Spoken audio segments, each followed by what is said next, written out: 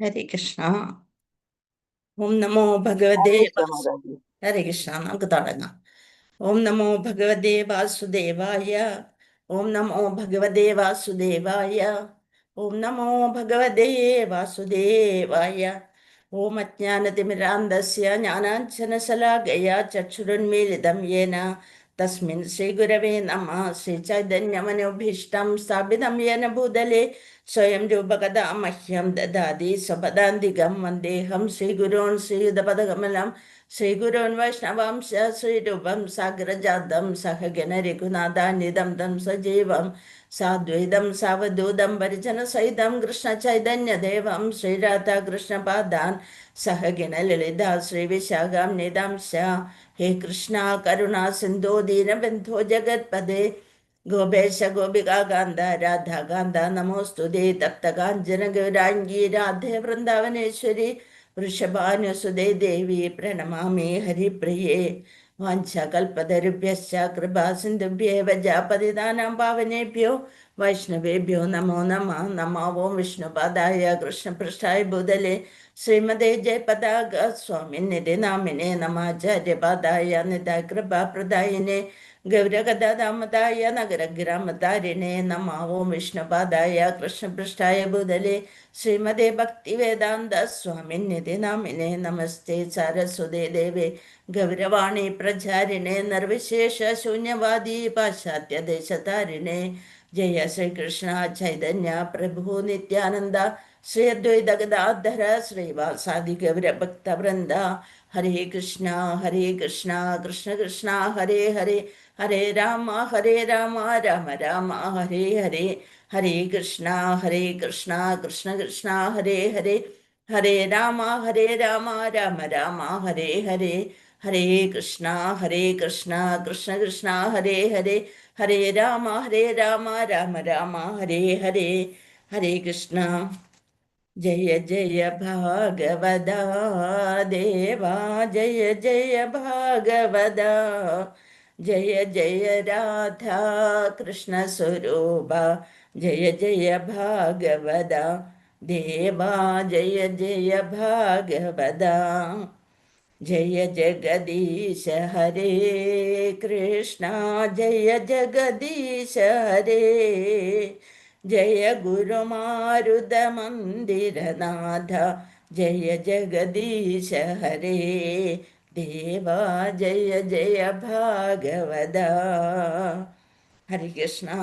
നിഗമകൽപതരോർഗളിതം ഫലം സുഖമുഖാദമൃതദ്രവ സംയുതം പിബത ഭാഗവതം രസമാലയം മുഹുരഹോ രസികാ ഭുവി ഭാവുക. നാരായണം നമസ്കൃത്യം നരം ചൈവ നരോത്തമം ദേവീം സരസ്വതീം വ്യാസം തതോ ജയമുദീരയേത്. നഷ്ടപ്രായേഷു ഭദ്രേഷു നിത്യം ഭാഗവത സേവയാ ഭഗവതി ഉത്തമ ശ്ലോകേ ഭക്തിർഭവതി നഷ്ടയേ. മൂകം കരോതി വാചാലം പങ്കും ലംഘയതേ ഗിരിം യത്കൃപാതമഹം വന്ദേ പരമാനന്ദമാധവം. ശ്രീഗുരും ദീനതാരിണം മദേകബന്ധോ മത്സംഖ്യൻ മദ്ഗുരോ മന്മഹാധന മന്നിഷ്ഠാരക മദ്ഭാഗ്യ മദാനന്ദ നമോസ്തുതേ. ഗ്രന്ഥരാജ് ശ്രീമദ് ഭാഗവതം की जय. श्रील प्रभु आदर की जय. श्री गुरुदेव की जय. हरे कृष्णा. അന്താരാഷ്ട്ര കൃഷ്ണബോധ സമിതി മാംഗ്ലൂരു ശ്രീ ശ്രീ രാധാ ഗോവിന്ദ മന്ദിർ ഇന്നത്തെ ഭാഗവത ക്ലാസ്സിലേക്ക് എല്ലാവർക്കും സ്വാഗതം. ഹരേ കൃഷ്ണ. ഹരേ കൃഷ്ണ മാതാജി പ്രണാം. ഹരേ കൃഷ്ണ. പ്രണാം ഹരേ മാതാജി. കൃഷ്ണ മാതാജി. ഹരേ കൃഷ്ണ. ഹരേ കൃഷ്ണ മാതാജി. ഹരേ കൃഷ്ണ ഹരേ മാതാജി. കൃഷ്ണ പ്രണാം. മാതാജി. ഹരേ കൃഷ്ണ. ഹരേ കൃഷ്ണ. നമ്മള് ഹിരണ്യകശിപുവിന്റെ ആജ്ഞ ലഭിച്ച അസുരന്മാര് നഗരങ്ങളും ഗ്രാമങ്ങളും എല്ലാം ആക്രമിച്ചു. അതായത് അധർമ്മം ഒരു വ്യക്തിയിൽ മാത്രം ഒതുങ്ങി നിൽക്കുന്നില്ല. ഹിരണ്യകശിപുവിന്റെ ദുഷ്ടചിന്ത തന്നെയാണ് അവനിൽ മാത്രം ഒതുങ്ങുന്നില്ല അല്ലെ. അവന്റെ അനുയായികളും അതേ വഴിയിലൂടെ നടന്നു. ഹിരണ്യകശിപു എന്താണോ ആജ്ഞാപിച്ചത് അത് അവരെ അക്ഷരം പ്രതി അനുസരിക്കാൻ തയ്യാറായി. അതായത് ഒരു നേതാവിൻ്റെ സ്വഭാവം ആ സമൂഹത്തെ മൊത്തമായി സ്വാധീനിക്കുന്നു എന്നാണ് നമ്മൾക്ക് ഇതിലൂടെ മനസ്സിലാക്കാൻ സാധിക്കുന്നത്. ധർമ്മത്തിൻ്റെ അടിത്തറയെ ആക്രമിക്കാനായിട്ട് അസുരന്മാർ സാധാരണ ജനങ്ങളെ മാത്രമല്ല ഋഷിമാർ ബ്രാഹ്മണർ, പശുക്കൾ, യജ്ഞങ്ങൾ, ആശ്രമങ്ങൾ ഇവയെല്ലാം സമൂഹത്തിൻ്റെ ആത്മീയ അടിത്തറയാണെന്ന് ഭാഗവതം സൂചിപ്പിക്കുന്നു. യജ്ഞശാലകളും ആശ്രമങ്ങളുമൊക്കെ അവർ നശിപ്പിച്ചു, പുണ്യസ്ഥലങ്ങൾ ആക്രമിച്ചു, വേദാധ്യയനവും ധാർമ്മിക പ്രവർത്തനങ്ങളൊക്കെ തടസ്സപ്പെടുത്തി, ഭക്തർക്കും സന്യാസിമാർക്കും ഋഷിമാർക്കും ഭയവും ദുരിതവും സൃഷ്ടിച്ചു. അപ്പം എന്തായി? അധർമ്മം ലോകത്തിൽ വ്യാപകമായി തുടങ്ങി വ്യാപകമാക്കിയവര്. അപ്പോൾ അസുര സ്വഭാവം ധർമ്മത്തെ വെറുക്കുന്നു. അപ്പോൾ അസുരന്മാർക്ക് ധർമ്മത്തോട് തന്നെ വിരോധമാണ്. അതിനാൽ ആത്മീയ ജീവിതത്തിൻ്റെ അടിത്തറകളെയാണ് അവർ ആക്രമിക്കുന്നത്. പക്ഷേ ധർമ്മത്തെ അടിച്ചമർത്താൻ സാധിക്കും, പക്ഷെ ഇല്ലാതാക്കാനാവില്ല, അല്ലെ? അപ്പോൾ ദേവന്മാർ അവിടെ നിന്ന് അവർക്ക് തോന്നി ഭൂലോകത്ത് എന്തൊക്കെയോ പ്രശ്നങ്ങൾ നടക്കുന്നുണ്ടെന്ന് മനസ്സിലായി. യജ്ഞത്തിൻ്റെ ഭാഗമൊന്നും അവർക്ക് കിട്ടണില്ല, അപ്പം യജ്ഞം നടക്കണില്ല എന്ന് മനസ്സിലായി. അവരെന്ത് ചെയ്തു? താഴേല് ഭൂമിയിൽ എന്താ സംഭവിക്കുന്നത് അറിയാൻ അവിടെ വരെയാണ് നമ്മൾ മനസ്സിലാക്കിയത്.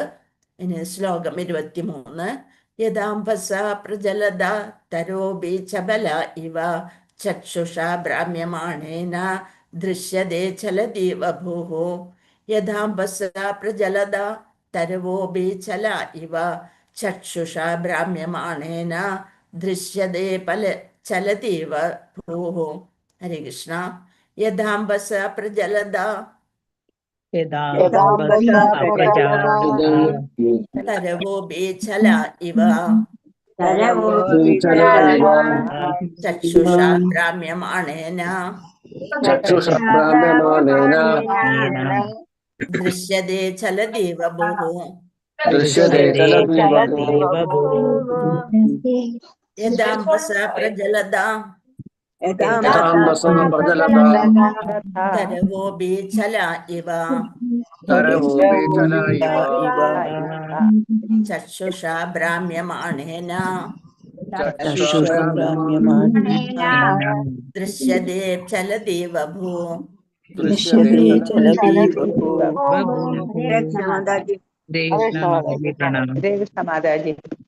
ഹരേ കൃഷ്ണ. മാതാജി വായിച്ചോളൂ, എന്നിട്ട് ഓരോരുത്തരെ കൊണ്ട് വായിപ്പിക്കേ. ഹരേ കൃഷ്ണ മാതാജി. ഹരേ കൃഷ്ണ. ഓം നമോ ഭഗവതേ വാസുദേവായ. യഥാംഭസാ പ്രജലദാ തരവോപി ചലായിവ ചക്ഷുഷാ ഭ്രാമ്യമാണേന ദൃശ്യതേ ചലതീവ ഭൂഃ. ഹരേ കൃഷ്ണ മാതാജി. ഹരേ കൃഷ്ണ. അംബികാ കേശവി ദേവി ദാസി. ഹരേ കൃഷ്ണ മാതാജി. ഓം നമോ ഭഗവതേ വാസുദേവായ. യഥാംഭസാ പ്രജലദാ തരവോപി ചലായിവ ചക്ഷുഷാ ഭ്രാമ്യമാണേന ദൃശ്യതേ ചലതീവ ഭൂഃ. ഹരേ കൃഷ്ണ മാതാജി. അംബിക മാലതി ശാമതി ദാസി. ഹരേ കൃഷ്ണ മാതാജി. ഹരേ കൃഷ്ണ. ഓം നമോ ഭഗവതേ വാസുദേവായ. യഥാംബസാ പ്രചലത തരവോപി ചല ഇവ ചക്ഷുഷാ ഭ്രാമ്യമാണേന ദൃശ്യതേ ചലതീവ ഭൂഃ. ഹരേ കൃഷ്ണ മാതാജി. ജയനാണ് മാതാജി. ഹരേ കൃഷ്ണ മാതാജി. ഓം നമോ ഭഗവതേ വാസുദേവായ. യഥാംബസാ പ്രചലത തരവോപി ചല ഇവ ചക്ഷുഷാ ഭ്രാമ്യമാണേന ദൃശ്യതേ ചലതീവ ഭൂഃ. ഹരേ കൃഷ്ണ മാതാജി. പങ്കജാക്ഷി മാതാജി. ഹരേ കൃഷ്ണ മാതാജി. പ്രണാമം. ഓം നമോ ഭഗവതേ വാസുദേവായ. യഥാംബസ പ്രജലത തരവോ അഭിചല ഇവ ചക്ഷുഷാ ഭ്രാമ്യമാണേന ദൃശ്യതേ ചലതീവ ഭൂഃ. ഹരേ കൃഷ്ണ മാതാജി. സീതാ മാതാജി. ഹരേ കൃഷ്ണ മാതാജി. കൃഷ്ണ. ഓം നമോ ഭഗവതേ വാസുദേവായ. യഥാംബാസ പ്രചലത തരോപി ചല ഇവ ചക്ഷുഷാ ഭ്രാമ്യമാണേന ദൃശ്യതേ ചലതീവ ഭൂഃ. ഹരേ കൃഷ്ണ മാതാജി. രാമേന്ദ്ര പ്രഭു. ഹരേ കൃഷ്ണ മാതാജി. ഓം നമോ ഭഗവതേ വാസുദേവായ. യഥാംബസാ പ്രചലത തരവോപി ചല ഇവ ചക്ഷുഷാ ഭ്രാമ്യമാണേന ദൃശ്യതേ ചലതീവ ഭൂഃ. ഹരേ കൃഷ്ണ മാതാജി. ശാരദാജി നമ്പൂരി മാതാജി. ഹരേ കൃഷ്ണ മാതാജി. കൃഷ്ണ. ഓം നമോ ഭഗവതേ വാസുദേവായ. യഥാംബസാ പ്രചലത തരവോപി ചല ഇവ ചക്ഷുഷാ ഭ്രാമ്യമാണേന ദൃശ്യതേ ചലതീവ ഭൂഃ. ഹരേ കൃഷ്ണ മാതാജി. നിർമ്മലാ മാതാജി. ഹരേ കൃഷ്ണ മാതാജി. ഹരേ കൃഷ്ണ. നമോ ഭഗവതേ വാസുദേവായ യദാംബസ പ്രജലത തരവോപി ചലായിവ ചക്ഷുഷാ ഭ്രാമ്യമാണേന ദൃശ്യതേ ചലതീവ ഭൂഃ. ഹരേ കൃഷ്ണ മാതാജി. പത്മകുമാരി മാതാജി. ഹരേ കൃഷ്ണ മാതാജി. ഓം നമോ ഭഗവതേ വാസുദേവായ യഥാംബസോ പ്രചലത തരവോപി ചലായിവ ചക്ഷുഷാ ഭ്രാമ്യമാണേന ദൃശ്യതേ ചലതീവ ഭൂഃ. ഹരേ കൃഷ്ണ മാതാജി. ഭാരതിയമ്മ മാതാജി. ഹരേ കൃഷ്ണ മാതാജി. ഓം നമോ ഭഗവതേ വാസുദേവായ യഥാംബസ പ്രജലത തരവോപി ജലായിവ ചക്ഷുഷാ ഭ്രാമ്യമാണേന ദൃശ്യതേ ചലതീവ ഭൂഃ. ഹരേ കൃഷ്ണ. രത്ന മാതാജി. ഹരേ കൃഷ്ണ. ഹരേ കൃഷ്ണ മാതാജി. യഥാംബസ പ്രചലത തരോവപി ചല ഇവ ചക്ഷുഷാ ഭ്രാമ്യമാണേന ദൃശ്യതേ ചലതീവ ഭൂഃ. ഹരേ കൃഷ്ണ മാതാജി. പ്രണാമം. സുവർണ മാതാജി. ഹരേ കൃഷ്ണ മാതാജി. ഓം നമോ ഭഗവതേ വാസുദേവായ യഥാംബസ പ്രജലത തരവോപി ചലായിവ ചക്ഷുഷാ ഭ്രാമ്യമാണേന ദൃശ്യതേ. ശാന്താദേവി മാതാജി. ഹരേ കൃഷ്ണ. ശാന്താദേവി. ഹരേ മാതാജി. കൃഷ്ണ. ഓം നമോ ഭഗവതേ വാസുദേവായ യഥാംബസ്യ പ്രചലത തരോപി ചലായിവ ചക്ഷുഷാ ഭ്രാമ്യമാണേന ദൃശ്യതേ ചലതീവ ഭൂഃ. ഹരേ കൃഷ്ണ മാതാജി. വത്സല ഗോപാലൻ. ഹരേ കൃഷ്ണ മാതാജി. ഓം നമോ ഭഗവതേ വാസുദേവായ യഥാംബസ പ്രചലത തരവോ അവിചലായിവ ചക്ഷുഷാ ഭാമ്യമാനേന ദൃശ്യതേ ചലതീവ ഭൂഃ. ഹരേ കൃഷ്ണ മാതാജി. മാതാജി. കൃഷ്ണ. ഹരേ കൃഷ്ണ മാതാജി. ഓം നമോ ഭഗവതേ വാസുദേവായ യഥാംബസോ പ്രചലത തരവോപി ചലായിവ ചക്ഷുഷാ ഭ്രാമ്യമാണേന ദൃശ്യതേ ചലതീവ ഭൂഃ. ഹരേ കൃഷ്ണ മാതാജി. ശരദാക്ഷി മാതാജി. ഹരേ കൃഷ്ണ മാതാജി. ഓം നമോ ഭഗവതേ വാസുദേവായ യഥാംബസ പ്രചലത തരവോപി ചല ഇവ ചക്ഷുഷാ ഭ്രാമ്യമാണേന ദൃശ്യതേ ചലതീവ ഭൂഃ. ഹരേ കൃഷ്ണ. ഹരേ കൃഷ്ണ മാതാജി. ഓം നമോ ഭഗവതേ വാസുദേവായ യഥാംബസ പ്രചലത തരവോ അപി ചല ഇവ ചക്ഷുഷാ ഭ്രാമ്യമാണേന ദൃശ്യതേ ചലതീവ ഭൂഃ. ഹരേ കൃഷ്ണ. വസന്ത മാതാജി. കൃഷ്ണ. ഹരേ കൃഷ്ണ. ഹരേ കൃഷ്ണ. ഓം നമോ ഭഗവതേ വാസുദേവായ. ഹരേ കൃഷ്ണ മാതാജി. യഥാംബസ പ്രചലത തരവോപി ചലായിവ ചക്ഷുഷാ ഭ്രാമ്യമാണേന ദൃശ്യതേ ചലതീവ ഭൂഃ. ഹരേ കൃഷ്ണ. ഉഷാ നായർ മാതാജി. ഹരേ കൃഷ്ണ മാതാജി. ഹരേ കൃഷ്ണ. ഓം നമോ ഭഗവതേ വാസുദേവായ യഥാംബസ പ്രചലത തരവോപി ചലായിവ ചക്ഷുഷാ ഭ്രാമ്യമാണേന ദൃശ്യതേ ചലതീവ ഭൂഃ. ഹരേ കൃഷ്ണ മാതാജി. ഹരേ കൃഷ്ണ. ഹരേ കൃഷ്ണ. താങ്ക് യു മാതാജി. ഹരേ കൃഷ്ണ. താങ്ക് യു മാതാജി. ഹരേ കൃഷ്ണ. ശ്ലോകം 23. യഥാംബസ പ്രജലത തരവോപി ചല ഇവ ചക്ഷുഷാ ഭ്രാമ്യമാണേന ദൃശ്യതേ ചലതീവ ഭൂഃ. നമുക്ക് വാക്കർത്ഥം നോക്കാം. യഥാ അതുപോലെ, അംബസ ജലത്താൽ, പ്രജലത ചലിക്കുക, തരവഹ വൃക്ഷങ്ങൾ നദീതീരത്തെ വൃക്ഷങ്ങൾ, അഭി ചല ചലിക്കുന്നു, ഇവ എന്നതുപോലെ, ചക്ഷുഷ കണ്ണിനാൽ, ഭ്രാമ്യമാണേന ചലിക്കുന്നു, ദൃശ്യതേ കാണപ്പെട്ടു, ചലതി ചലിക്കുക, ഇവ എന്നതുപോലെ, ഭൂഹു ഭൂമി. വിവർത്തനം ഭാവാർത്ഥം ശൈലപ്രഭുവാദ്. ജയ് ശൈലപ്രഭുവാദ്. അനിത മാതാജി വായിച്ചോളൂ. അനിത മാതാജി. ഹരേ കൃഷ്ണ മാതാജി. ഹരേ കൃഷ്ണ. ഓം നമോ ഭഗവതേ വാസുദേവായ യഥാംബസാ പ്രചലതാ തരവോപി ചല ഇവ ചക്ഷുഷാ ഭ്രാമ്യമാണേന ദൃശ്യതേ ചലതീവ ഭൂഃ. ഹരേ കൃഷ്ണ മാതാജി. ഹരേ കൃഷ്ണ. ഭാവാർത്ഥം. വിവർത്തനം. ഭാവാർത്ഥം. ശിലപ്രഭാത്. ജയ് ശിലപ്രഭാത്. വിവർത്തനം. നദിയിലെ ജലത്തിന്റെ ചലനം മൂലം നദീതീരത്തെ വൃക്ഷങ്ങളുടെ ജലത്തിലെ പ്രതിബിംബങ്ങളും ചലിക്കുന്നതായി തോന്നുന്നു.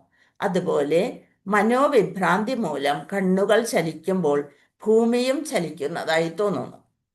അതാണ് പറയുന്നത്. എന്താണ്? നദിയിലെ ജലത്തിന്റെ ചലനം മൂലം നദീതീരത്തെ വൃക്ഷങ്ങളുടെ ജലത്തിലെ പ്രതിബിംബങ്ങളും, നദീതീരത്തെ വൃക്ഷങ്ങളുടെ പ്രതിബിംബം നമുക്ക് ജലത്തില് വീക്ഷിക്കാൻ സാധിക്കും. അപ്പൊ ജലം നദിയിൽ ഒഴുകിക്കൊണ്ട് വരുമ്പോൾ അതിനനുസരിച്ച് വൃക്ഷങ്ങളും അനങ്ങുന്നതായി തോന്നും, ചലിക്കുന്നതായി തോന്നും. അതുപോലെ മനോവിഭ്രാന്തി മൂലം കണ്ണുകൾ ചലിക്കുമ്പോൾ നമുക്ക് മനസ്സിന് ഒരു കൺട്രോളും ഇല്ലാതെ നമ്മൾ എന്തൊക്കെയോ വിഭ്രാന്തിയിൽ പെട്ട് ഇങ്ങനെ അതായത് ഭ്രാന്തിന്റെ ലക്ഷണം വരുന്നവര് അവരും ഭൂമി അടക്കം കറങ്ങുന്നതായിട്ട്, നമുക്ക് തലകറക്കം വന്നാൽ പോലും ആദ്യം തോന്നുക ചുമരും എല്ലാതും ചലിക്കുന്നതായിട്ട് തോന്നും അല്ലെ. അതുപോലെ തന്നെയാണ് നമ്മുടെ മനസ്സിന്റെ കൺട്രോള് നമ്മുടെ നിന്ന് പോയി കഴിഞ്ഞാല് കണ്ണുകളും ചലിക്കും, അപ്പൊ ഭൂമിയും ചലിക്കുന്നതായി തോന്നും. ഹരേ കൃഷ്ണ. ഭാവാർത്ഥത്തിൽ എന്താന്ന് നോക്കാം നമുക്ക്.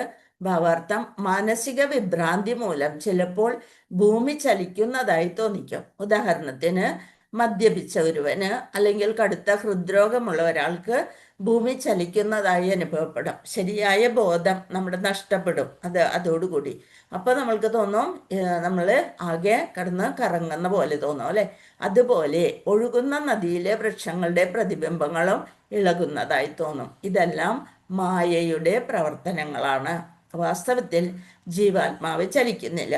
ആ നദീതീരത്ത് നിൽക്കുന്ന വൃക്ഷങ്ങളൊന്നും ചലിക്കുന്നില്ല. നമ്മൾക്ക് തോന്നുകയാണ് ആ നദിയിലെ ജലത്തിൽ കാണുന്ന പ്രതിബിംബത്തെ കാണുമ്പോൾ, അതാണ് മായ എന്ന് പറയുന്നത്. പ്രതിബിംബം, ഛായ, അത് കാണുമ്പോൾ നമ്മൾക്ക് തോന്നുന്നത് ആ വൃക്ഷങ്ങളെല്ലാം ചലിക്കുന്നുണ്ടെന്ന്. അതുപോലെ തന്നെയാണ് നമ്മൾ ബസ്സിലൊക്കെ ഇരുന്ന് യാത്ര ചെയ്യുമ്പോൾ, കാറിൽ, വാഹനങ്ങളിൽ ഇരുന്ന് യാത്ര ചെയ്യുമ്പോൾ അവിടെ സൈഡിലുള്ള മരങ്ങളൊക്കെ അതിവേഗത്തിൽ പിന്നോട്ട് പോകുന്നത് പോലെ നമ്മൾ മുന്നോട്ട് പോകുന്നതിനനുസരിച്ച് ആ വൃക്ഷങ്ങളെല്ലാം പിന്നോട്ട് പോകുന്നത് പോലെ നമുക്ക് തോന്നും. ശരിക്കും അവ ഒന്നും ചലിക്കുന്നില്ല. അതൊരു മായയായിട്ട് നമുക്ക് തോന്നുകയാണ് ചെയ്യുന്നത് അല്ലേ.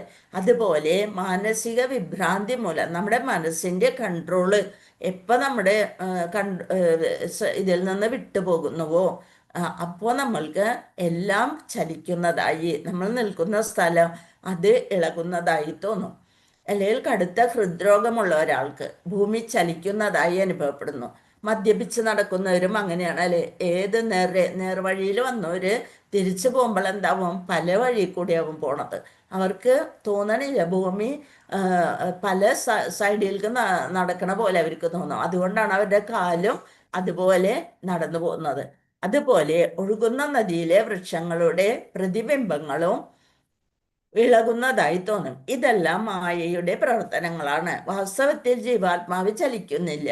സ്ഥാണുർ അജലോയം. ഹരേ കൃഷ്ണ.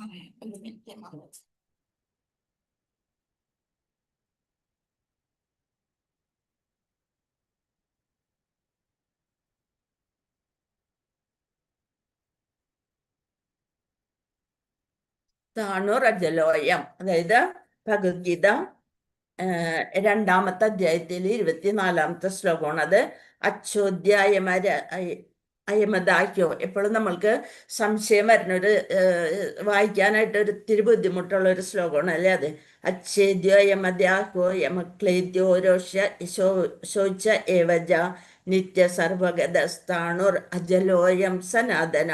അതായത് ജീവാത്മാവിനെ മുറിക്കാനോ ദഹിപ്പിക്കാനോ കുതിർക്കാനോ ഉണക്കാനോ ഒന്നും സാധിക്കില്ല. അത് എന്താണ്, ജീവാത്മാവ് ജനിക്കുകയോ മരിക്കുകയോ ചെയ്യുന്നില്ല. ക്ഷണികമായ സ്ഥൂല സൂക്ഷ്മ ശരീരങ്ങൾ മൂലം ജീവാത്മാവ് ഒരു സ്ഥലത്ത് നിന്ന് മറ്റൊരിടത്തേക്ക് നീങ്ങുന്നതായും മരിക്കുന്നതായും എന്നേക്കുമായി അകന്നു പോകുന്നതായും മറ്റും അനുഭവപ്പെടുന്നു. അതാണ് ആ ഒരു ശ്ലോകത്തിലൂടെ ശ്രീല പ്രഭുപാദര് നമുക്ക് വിവരിച്ചു തന്നത്. ഭഗവത്ഗീത 2-ാമത്തെ അധ്യായത്തിൽ 24-ാമത്തെ ശ്ലോകം. എല്ലാത്തിനും ഇങ്ങനെ അച്ഛലോ അയം എന്നുള്ള സ്ഥാണുർ അച്ഛലോ അയം. അതുപോലെയാണ് അച്ഛേദ്യോ അയമദാഹ്യോ അയമക്ലേദ്യോ അശോഷ്യ ഏവച നിത്യ സർവഗതസ്ഥാണുർ അജലോയം സനാതന. ജീവാത്മാവിനെ മുറിക്കാനോ സാധിക്കുന്നില്ല, അതിനെ ഉണക്കാൻ സാധിക്കില്ല, കുതിർക്കാൻ സാധിക്കില്ല. പക്ഷെ ജീവാത്മാവ് ജനിക്കുകയോ മരിക്കുകയോ ഒന്നും ചെയ്യുന്നില്ല.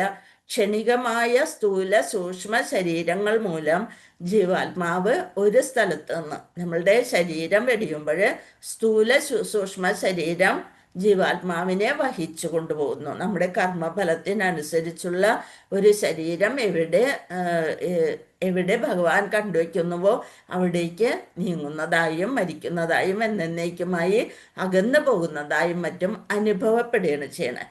ബംഗാളി വൈഷ്ണവ കവിയായ ജഗദാനന്ദ പണ്ഡിതൻ പറഞ്ഞിട്ടുള്ളത് പോലെ പിശാചി പായിലേയന മതിച്ഛന്ന ഹയ മായാഗ്രസ്ത ജീവേര ഹയസേ ഭാവ ഉദയ.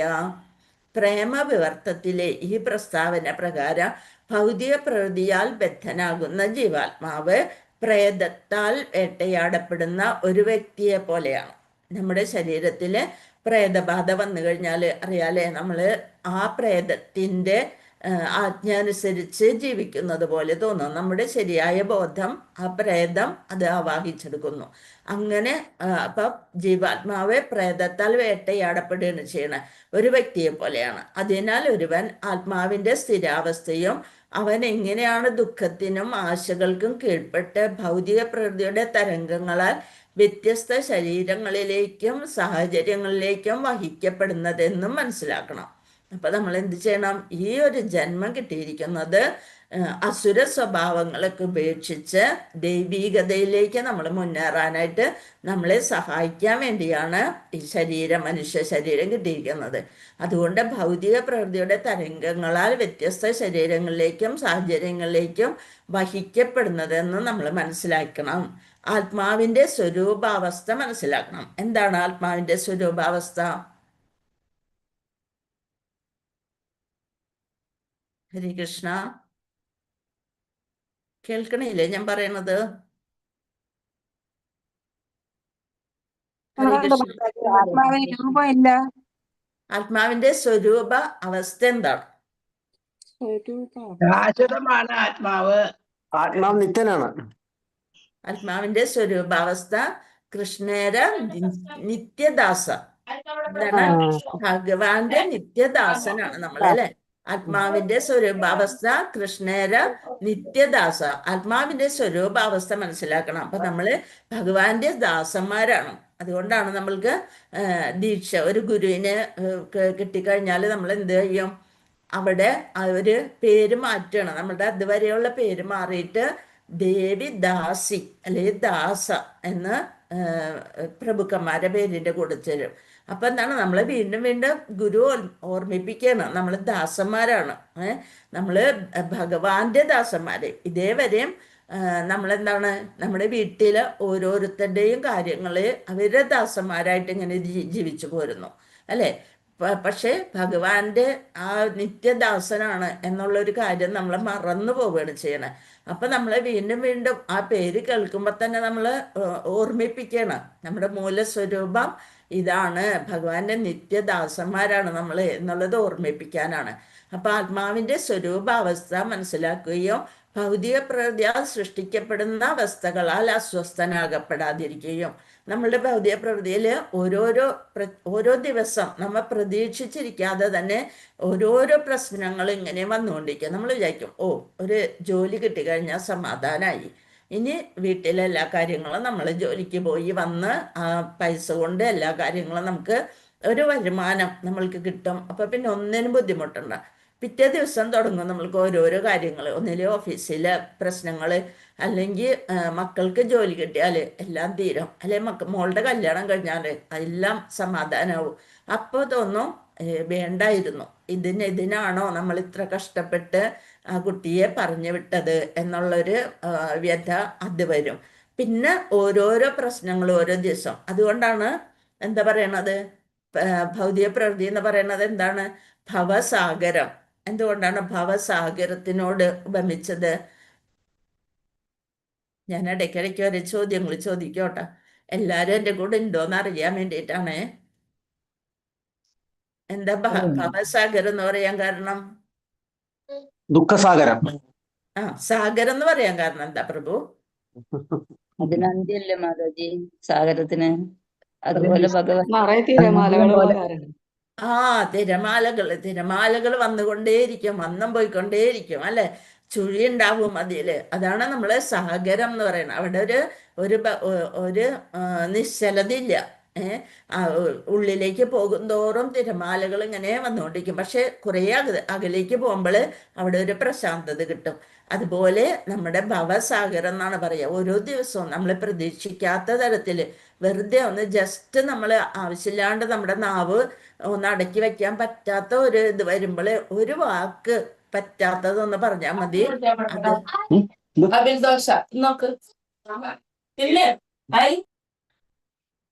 ഒരു വാക്ക് നമ്മൾ പറ്റാത്തതെന്ന് പറഞ്ഞു കഴിഞ്ഞാൽ അന്നത്തെ ദിവസം മുഴുവൻ നമ്മുടെ പോയി. നമ്മളുടെ ഉള്ളിലും വിഷമം, നമ്മൾ അങ്ങനെ പറയേണ്ടിയിരുന്നില്ല, എന്തിനാ ഞാൻ അങ്ങനെ പറഞ്ഞത്, അങ്ങനെയുള്ളൊരു ചിന്ത ചിലപ്പോൾ വരും. അല്ലെന്നുണ്ടെങ്കിൽ ഇനിയും അവരെ കാണുമ്പോൾ അതെന്നെ പറയണം എന്നുള്ള ഒരു പകയോടുകൂടി ചിലപ്പോൾ നമ്മൾ പ്രതികരിച്ചെന്ന് വരാം. അങ്ങനെ പകയും വിദ്വേഷവും അസൂയയും കുശുമ്പും ഇതൊക്കെ നിറഞ്ഞിട്ട് നമ്മുടെ മനസ്സ് തന്നെ ഒരു സാഗരം പോലെയാണ്. എപ്പോഴും അവിടെ തിരമാലകൾ ഇങ്ങനെ അലയടിച്ചുകൊണ്ടേയിരിക്കും. അതാണ് ഭൗതിക പ്രകൃതിയാൽ സൃഷ്ടിക്കപ്പെടുന്ന വസ്തുക്കളാൽ അസ്വസ്ഥനാക്കപ്പെടാതിരിക്കുകയും ചെയ്യുമ്പോൾ അവൻ ജീവിത വിജയം നേടും. നമ്മൾ അങ്ങനെ നമ്മുടെ മനസ്സിനെ ഒന്ന് അടക്കാനായിട്ട് പ്രയത്നിച്ചാൽ തന്നെ ഭഗവാന്റെ ഇതൊന്നും എൻ്റെ കൺട്രോളിലല്ല, എല്ലാം ഭഗവാനിലേക്ക് വിട്ടുകൊടുക്കുക. എന്നിട്ട് പറയാ, കൃഷ്ണ നീ കൂടെ ഉണ്ടാവണേ, എന്നെ കൊണ്ട് ഇതൊന്നും കൺട്രോൾ ചെയ്യാൻ പറ്റില്ല, നീ കൂടെ ഉണ്ടെങ്കിൽ ഏത് സാഗരവും കടക്കാനായിട്ട് എനിക്ക് സാധിക്കും. എന്താണ്? ഭഗവാന്റെയാണ് മായ. ഈ ഭൗതിക ലോകം എന്ന് പറയുന്നത് ഭഗവാന്റെയാണ്. അത് നമ്മളെ കൊണ്ട് ഒറ്റയ്ക്ക് കടക്കാൻ സാധിക്കില്ല. അപ്പൊ ആരെ കൂട്ടുപിടിക്കണം? ആരെയെ കൂട്ടുപിടിക്കണ്ടേ? ഭഗവാനെ കൂട്ടുപിടിക്കുക. ഭഗവാനെ കൂട്ടുപിടിക്കണം. നമ്മുടെ ഭാര്യയോ അതെ ഭർത്താവോ മക്കളോ ആരും ഉണ്ടാവില്ല, ഭഗവാൻ തന്നെ ആയിരിക്കും നമ്മൾക്ക് കൂട്ടായിട്ട് വരിക അല്ലെ. ആ ഭഗവാനെ നമ്മൾ കൂട്ടുപിടിക്കുക. അപ്പൊ അസ്വസ്ഥനാകപ്പെടാതിരിക്കുകയും ചെയ്യുമ്പോൾ അവൻ ജീവിത വിജയം നേടും. പ്രകൃതി ക്രിയമാണാനി ഗുണൈ കർമാണി സർവശ. ഹരികൃഷ്ണ. അടുത്ത ശ്ലോകം നോക്കാം. ശ്ലോകം 24.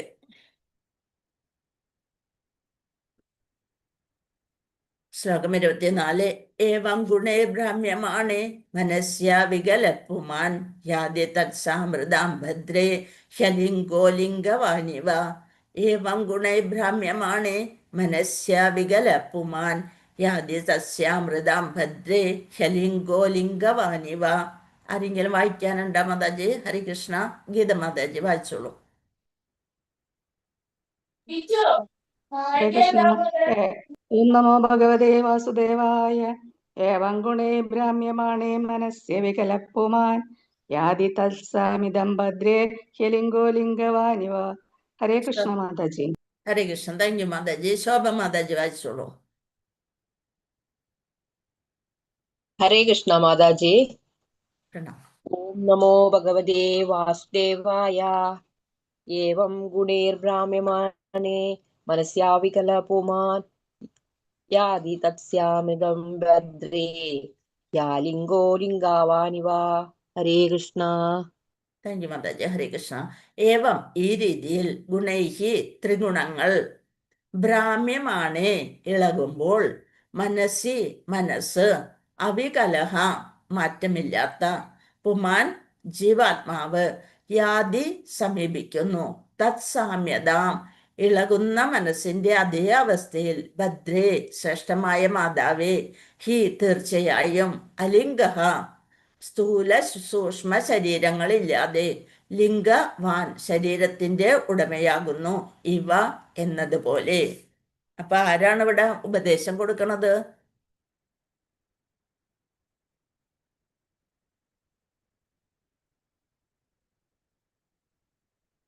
ഹരേ കൃഷ്ണ. ആരാണ് അമ്മയ്ക്ക് ശ്രേഷ്ഠയായ മാതാവേ?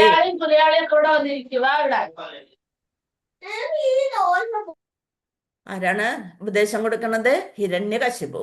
അല്ലയോ ശ്രേഷ്ഠയായ മാതാവേ, ഇപ്രകാരം ത്രിഗുണങ്ങളുടെ ചലനങ്ങളാൽ മനസ്സ് ഇളകുമ്പോൾ ജീവാത്മാവ് സ്ഥൂല സൂക്ഷ്മ ശരീരങ്ങളുടെ എല്ലാ വ്യതിയാന ഘട്ടങ്ങളിൽ നിന്നും മുക്തമാണെങ്കിൽ പോലും താൻ ഒരവസ്ഥയിൽ നിന്ന് മറ്റൊരവസ്ഥയിലേക്ക് പരിണമിക്കുന്നതായി കരുതുന്നു, അല്ലെ? ഹിരണ്യാക്ഷന്റെ മരണത്തിൽ അസ്വസ്ഥയായിരിക്കുന്ന മാതാവിനെ ഹിരണ്യകശിപു ഉപദേശിക്കുകയാണ്. നമ്മൾക്ക് തോന്നും ഭഗവാൻ തന്നെയാണ് ഇതൊക്കെ പറഞ്ഞു കൊടുക്കണേന്ന്. അത്രയും അറിവോടെയാണ് ഹിരണ്യകശിപു എന്ന അസുരൻ ഇതെല്ലാം പറയുന്നത്. പക്ഷെ എന്ത് ചെയ്യുന്നില്ല? എല്ലാ ശാസ്ത്രങ്ങളും അറിയാം, അത് ആചരിക്കുന്നില്ല. അതുകൊണ്ടാണ് നമ്മൾക്ക് തന്നെ സംശയം തോന്നണം, ഇത് ഭഗവാൻ പറയുന്നതാണോ അതോ ഹിരണ്യകശിപു പറയുന്നതാണോ എന്നൊരു സംശയം വരികയാണ്, അല്ലെ? അല്ലയോ ശ്രേഷ്ഠയായ മാതാവേ, ഇപ്രകാരം ത്രിഗുണങ്ങളുടെ ചലനങ്ങളാൽ മനസ്സ് ഇളകുമ്പോൾ, നമ്മുടെ ത്രിഗുണങ്ങള് സത്വരജസ് തമോ ഗുണങ്ങള് ഒക്കെ അനുസരിച്ചുള്ള പ്രവർത്തികൾ കാണുമ്പോൾ നമ്മുടെ മനസ്സ് ചാഞ്ഞുകൊണ്ടേയിരിക്കും. അങ്ങനെ മനസ്സിളകുമ്പോൾ ജീവാത്മാവ് സ്ഥൂല സൂക്ഷ്മ ശരീരങ്ങളുടെ എല്ലാ വ്യതിയാന ഘട്ടങ്ങളിൽ നിന്നും മുക്തമാണെങ്കിൽ പോലും, നമ്മളെ എല്ലാം ഉപേക്ഷിച്ചെങ്കിൽ പോലും, എന്നാലും താൻ ഒരവസ്ഥയിൽ നിന്ന് മറ്റൊരവസ്ഥയിലേക്ക് പരിണമിക്കുന്നതായി കരുതുന്നു. ഭാവാർത്ഥം. ശിലപ്രഭുവാദിക്ക് ജയ്. ശ്രീമദ് ഭാഗവതം 10 സ്കന്ധം 84 അധ്യായം 13 ശ്ലോകത്തില്, 10 സ്കന്ധമാണ് ഏറ്റവും വലിയത്, അല്ലെ? 10 സ്കന്ധം 84 അധ്യായം 13 ശ്ലോകത്തിൽ പ്രസ്താവിച്ചിട്ടുള്ളത് പോലെ യസ്യാത്മബുദ്ധി ഗുണഭേത്രിധാതുകേ സ്വതി കളത്രാദിഷു ഭൗമ്യ ഇജ്ജതി യത്തീർത്ഥ ബുദ്ധി സലിലേന കർഹിജി ജനേഷു അഭിജ്ഞേഷു സ ഏവ ഘോഖര. യസ്യാത്മബുദ്ധി ഗുണഭേത്രിധാതുകേ സ്വധീകളത്രാദിഷു ഭൗമ ഇച്ഛതി യത്തീർത്ഥ ബുദ്ധി സലിലേന കർഹിജിത് ജനേഷു അഭിജ്ഞേഷു സ ഏവ ഘോഖരഃ. 3 ഘടകങ്ങളാൽ നിർമ്മിതമായ ശരീരത്തെ ആത്മാവായി കരുതുകയും ശരീരത്തിന്റെ ഉപോൽപ്പന്നങ്ങളെ തൻ്റെ ബന്ധുക്കളായി പരിഗണിക്കുകയും ജന്മനാട് ആരാധ്യാർഹമാണെന്ന് ചിന്തിക്കുകയും ഒരു തീർത്ഥസ്ഥാനത്തേക്ക് അവിടെയുള്ള അതീന്ദ്രജ്ഞാനികളായ ആളുകളെ സന്ധിക്കാതെ കേവലം സ്നാനത്തിനായി പോവുകയും ചെയ്യുന്ന ഒരാൾ വെറുമൊരു പശുവോ കഴുതയോ ആയി പരിഗണിക്കപ്പെടുന്നു. ഖോ എന്ന് വെച്ചാൽ പശു, ഖരഹ കഴുത. അപ്പം എങ്ങനെയുള്ള ആളാണ്? എങ്ങനെയാണ് നമ്മൾ തീർത്ഥസ്ഥലത്തേക്ക് പോകുന്നത്? 3 ഘടകങ്ങളാൽ നിർമ്മിതമായ ശരീരത്തെ, അതായത് പഞ്ചഭൂതങ്ങൾ ഇവിടെ 3 പ്രധാനം പറഞ്ഞിരിക്കുന്നത്, ആ ശരീരത്തെ ആത്മാവായി കരുതുന്നു.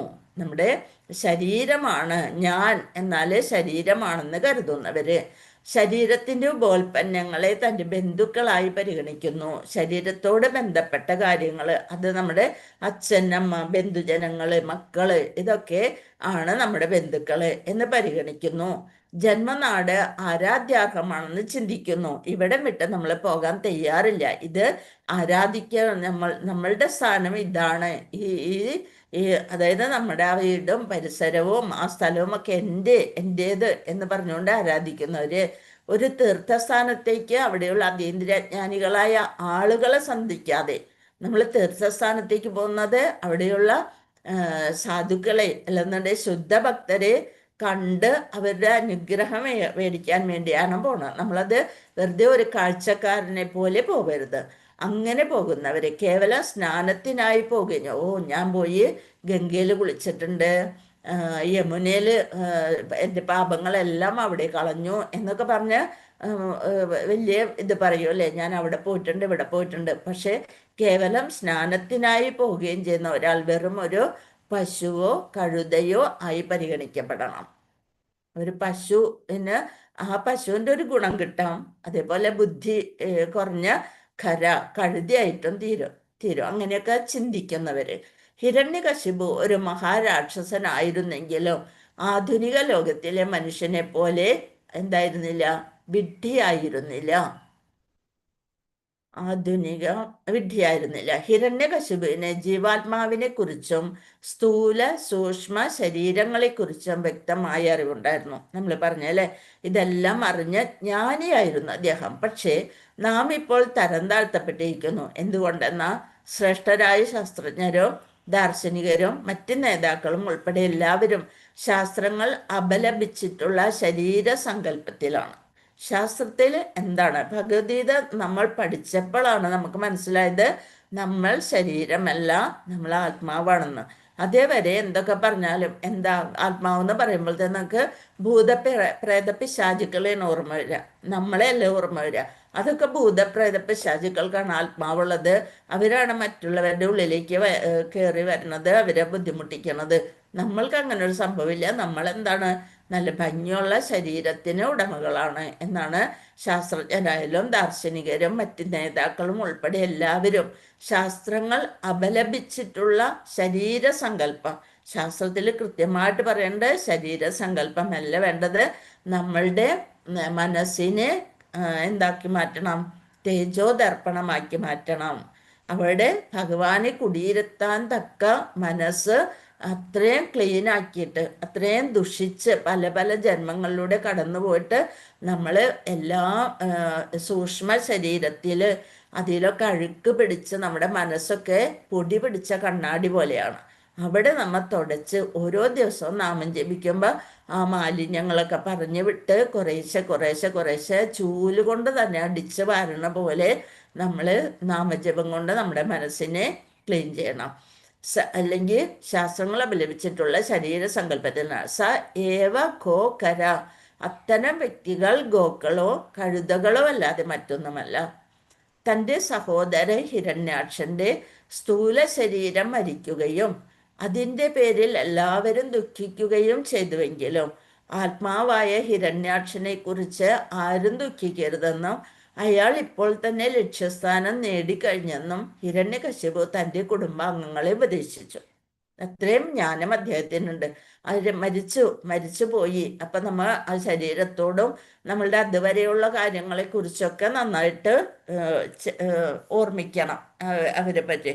ഭഗവാൻ ഇങ്ങനെ ഒരു സഹോദരനെ തന്നു, അല്ലെ മകനെ തന്നു ഇന്ന കാര്യങ്ങൾക്ക് വേണ്ടി എന്ന് വിചാരിച്ച് ആ സഹോദരന് ഹിരണ്യാക്ഷന്റെ സ്ഥൂല ശരീരം മരിക്കുകയും അതിൻ്റെ പേരിൽ എല്ലാവരും ദുഃഖിക്കുകയും ചെയ്തുവെങ്കിലും എന്ത് ചെയ്യണം? ആത്മാവായ ഹിരണ്യാക്ഷനെ കുറിച്ച് ആരും ദുഃഖിക്കരുതെന്നും അയാൾ ഇപ്പോൾ തന്നെ ലക്ഷ്യസ്ഥാനം നേടിക്കഴിഞ്ഞെന്നും ഹിരണ്യകശിപു തൻ്റെ കുടുംബാംഗങ്ങളെ ഉപദേശിച്ചു. ആത്മാവ് എല്ലായ്പ്പോഴും മാറ്റമില്ലാത്തതാണ്. അവികല പുമാൻ. നമ്മൾ ജീവാത്മാക്കളാണ്. നമ്മൾ ജീവാത്മാക്കളാണ്. എന്നാൽ മാനസിക കർമ്മങ്ങളാൽ നമ്മുടെ മനോധർമ്മം അനുസരിച്ച് ദൂരേക്ക് വഹിക്കപ്പെടുമ്പോൾ നമുക്ക് ജീവിതത്തിൻ്റെ ഭൗതിക അവസ്ഥകളിൽ നിന്ന് ക്ലേശങ്ങൾ സഹിക്കേണ്ടി വരുന്നു. നമ്മുടെ കർമ്മഫലത്തിനനുസരിച്ച് ഓരോരോ സ്ഥലത്ത് ചെന്ന് ജനിക്കുകയാണ് ചെയ്യണത്, അല്ലേ? വല്ല അന്റാർട്ടിക്കയിലോ അതേപോലെ മരുഭൂമിയിലോ അവിടെയൊക്കെ പോയി ജനിക്കുമ്പോൾ അതിനനുസരിച്ചുള്ള ഒരു ശരീരം നമ്മൾക്ക് ലഭിക്കുന്നു. അതുപോലെ ക്ലേശങ്ങൾ, അപ്പം അവിടെ കൊടും തണുപ്പ് അല്ലെങ്കിൽ കൊടും ചൂട് സഹിക്കേണ്ട ആ ക്ലേശങ്ങളൊക്കെ സഹിക്കേണ്ടി വരുന്നു. നമ്മൾ നോക്കുക, കേരളത്തിൽ, ഇന്ത്യയിൽ തന്നെ, ഭാരതത്തിൽ തന്നെ കേരളത്തിൽ ഒക്കെ ജനിച്ചത് എത്രയോ ഭാഗ്യം ചെയ്തതുകൊണ്ടാണ്, അല്ലേ? അങ്ങനത്തെ ഒരു ക്ലേശങ്ങളൊന്നും നമുക്ക് അനുഭവിക്കേണ്ടി വന്നിട്ടില്ല. അപ്പോൾ ഇത് പൊതുവെ സംഭവിക്കുന്നത് അഭക്തർക്കാണ്. അപ്പം നമ്മൾ ഭക്തരുടെ ഒരു ലിസ്റ്റിലെങ്കിലും, ഏറ്റവും പിന്നിലാണെങ്കിലും ഭക്തരുടെ ലിസ്റ്റിൽ നമ്മൾ പെട്ടിട്ടുണ്ടെന്നുള്ളതെങ്കിലും സമാധാനിക്കാം. ഹരാവ് അഭക്തസ്യ കുതോ മഹദ്ഗുണ. അഭക്തർക്ക് ഉയർന്ന ഭൗതിക യോഗ്യതകൾ ഉണ്ടായേക്കാം, എന്നാൽ അവർ വിഡ്ഢികളായതിനാൽ അവർക്ക് സദ്ഗുണങ്ങളൊന്നുമില്ല. അഭക്തർക്ക് എന്താണ്? ഭൗതിക യോഗ്യതകൾ, ധാരാളം പണവും സമ്പത്തും ഒക്കെ പറയും. നമ്മൾ എപ്പോഴും കാരണന്മാർ പറയുന്ന ഒരു ഇതാണ്, അല്ലേ? എന്താണ്? പാപിയെ പന പോലെ വളർത്തും. അവരുടെ സൗകര്യവും ഭൗതികതയും ഒക്കെ കാണുമ്പോൾ നമ്മൾക്ക് തോന്നും, എന്തിനാ ഇങ്ങനെ ഇത്ര നല്ല ഇതായിട്ട് ഭഗവാനെ പ്രാർത്ഥിച്ചുകൊണ്ട് നടക്കണ, അതേസമയം ഇത്രയും നീചനായിട്ടുള്ള ഒരാൾ എത്ര സുഖസമൃദ്ധിയിലാണ് കഴിയുന്നത് എന്ന് പറയും. വിചാരിക്കും. പക്ഷെ അവർക്ക് കഴിഞ്ഞ ഏതോ ജന്മത്തിൽ ലക്ഷ്മി ദേവിയുടെ കടാക്ഷം കിട്ടിയിട്ടുണ്ടാവും. അവർക്ക് പൈസ എങ്ങനെ എന്താണ് സ്വരൂപിക്കണം, അല്ലെങ്കിൽ അത് എങ്ങനെ എങ്ങനെ കൂട്ടി കൊണ്ടുവരാം എന്നുള്ളൊരു ചിന്താഗതി അവരിലുണ്ടാവും. അപ്പം അതുകൊണ്ട് അവരെന്ത് ചെയ്യും, ആ എല്ലാ ധനത്തിൻ്റെയും ഒരു യജമാനനാക്കി തീർത്തു. അപ്പോഴും അവിടെ നമ്മൾ ചിന്തിക്കണം, നമ്മൾ സേവകരാണ് എന്നുള്ളത് ചിന്തിക്കാതെ പിന്നെയും അങ്ങനെ ചെയ്താൽ അടുത്ത ജന്മം അവർക്ക് ഇരിക്കുന്നുണ്ട് അതൊക്കെ അനുഭവിക്കാനായിട്ട്. അപ്പം നമ്മൾ അതിനെ പറ്റി ചിന്തിക്കാൻ വേണ്ട, ഭഗവാനെ പഴിക്കാൻ വേണ്ട ആവശ്യമില്ല. അത് അവർ ചെയ്ത കർമ്മത്തിനനുസരിച്ചാണ് അവർക്ക് നല്ല നല്ല വീടുകൾ, ഭവനവും ബിസിനസ്സും പൈസയും ഒക്കെ ചെയ്യണം. എന്നിട്ട് അവര് ഭഗവാനെ അതിന് ഇത് ചെയ്യാറുണ്ട്. വെറുതെ ലക്ഷ്മി ദേവിനെ അല്ലെങ്കിൽ നമ്മുടെ വിഘ്നേശ്വരനെ അവരെയൊക്കെ പൂജിച്ചുകൊണ്ട് ഇത് പോകാതിരിക്കാനായിട്ട് അങ്ങനെ വരും. പക്ഷെ ഭഗവാൻ ഇല്ലാത്തടത്ത് ലക്ഷ്മി ദേവിയും അവിടെ കുറെ നാൾ നിൽക്കില്ല. പല വീടുകളിലും നമ്മൾക്ക് കാണാം ഉയർന്ന സാമ്പത്തിക സ്ഥിതിയിലുള്ള അവരുടെ കാലം ഒരു പിന്മുറക്കാര് വളരെ ക്ലേശപ്പെട്ട് ജീവിക്കണം നമുക്ക് കാണാൻ പറ്റും. അപ്പം അതിൽ നിന്ന് നമുക്ക് മനസ്സിലാക്കാം ഇത് എല്ലാതും നശിച്ചു പോണേനെന്ന്. ഇത് പൊതുവെ സംഭവിക്കുന്ന ഭക്തന്മാർക്കാണ്. ഹരാപ ഭക്തസ്യ കുതോ മഹദ്ഗുണ. അഭക്തന്മാർക്ക് ഉയർന്ന ഭൗതിക യോഗ്യതകൾ ഉണ്ടായേക്കാം, എന്നാൽ അവർ വിഡ്ഢികളായതിനാൽ അവർക്ക് സദ്ഗുണങ്ങളൊന്നുമില്ല. ബദ്ധാത്മാക്കളുടെ ഭൗതിക ലോകത്തിലെ സ്ഥാനമാനങ്ങൾ മൃതശരീരത്തിൻ്റെ അലങ്കാരങ്ങൾ മാത്രമാണ്. അത് നമ്മൾ ഓർക്കണം. ഇത് നമ്മൾ മരിച്ചു കഴിഞ്ഞിട്ട് കിരീടവും നല്ല വസ്ത്രവും പട്ടുസാരിയും എല്ലാ ആഭരണങ്ങളും ഒക്കെ ഇട്ടിട്ട് തമിഴ്നാട്ടിലൊക്കെ ഉണ്ട് അല്ലേ, ഘോഷയാത്രയായിട്ട് ഇങ്ങനെ കൊണ്ടുപോകണത്. അപ്പോൾ അതെന്താണ്, ആ ശരീരം അറിയുന്നില്ല എന്തൊക്കെയാണ് തന്നെ ചെയ്തു വച്ചിരിക്കുന്നതെന്ന്. അപ്പം അത് മൃതശരീരത്തിൻ്റെ അലങ്കാരങ്ങൾ, ഈ അലങ്കാരങ്ങൾക്കൊരു ഭംഗി തോന്നില്ല. ശവത്തിൻ്റെ മുകളിലാണ് വെച്ചിരിക്കുന്നത് അല്ലേ. അപ്പം അതുപോലെയാണ് ബദ്ധാത്മാക്കൾക്ക് ഭൗതിക ലോകത്തിലെ സ്ഥാനമാനങ്ങൾ മൃതശരീരത്തിൻ്റെ അലങ്കാരങ്ങൾ മാത്രമാണ്. ബദ്ധാത്മാവുകൾക്ക് ആത്മാവിനെക്കുറിച്ചും ഭൗതികാവസ്ഥയ്ക്ക് അതീതമായ അതിൻ്റെ ശ്രേഷ്ഠമായ അസ്തിത്വത്തെക്കുറിച്ചും യാതൊരു അറിവുമില്ല. അതാണ് നമ്മൾ വിചാരിക്കേണ്ടത്. ബദ്ധാത്മാക്കൾക്ക് ആത്മാവിനെക്കുറിച്ചും ഭൗതികാവസ്ഥയ്ക്ക് അതീതമായ, ഈ ഭൗതികാവസ്ഥയ്ക്കെല്ലാം അതീതമായിട്ട് ശ്രേഷ്ഠമായ ഒരു അസ്തിത്വം, അതായത് നമ്മൾ ഭഗവാന്റെ നിത്യദാസരാണ്. ഈ ലോകം മുഴുവൻ 14 ലോകത്തിൻ്റെയും അധിപതിയായ ഭഗവാന്റെ ബന്ധുക്കളാണ് നാം. അപ്പോൾ ഒന്ന് ആലോചിച്ച് നോക്കിയാൽ നമ്മൾക്ക് എന്തോരം എത്ര സമ്പത്തിനുടമകളാണ് നമ്മൾ. ഇപ്പം നമ്മൾ ഒരിക്കൽ പോണ പ്രധാനമന്ത്രിയുടെ ബന്ധുവാണെന്ന് പറയുമ്പോൾ നമ്മളെ എല്ലാവരും ആദരിക്കും അല്ലേ. അത് ഭൗതികതയിലുള്ളത്.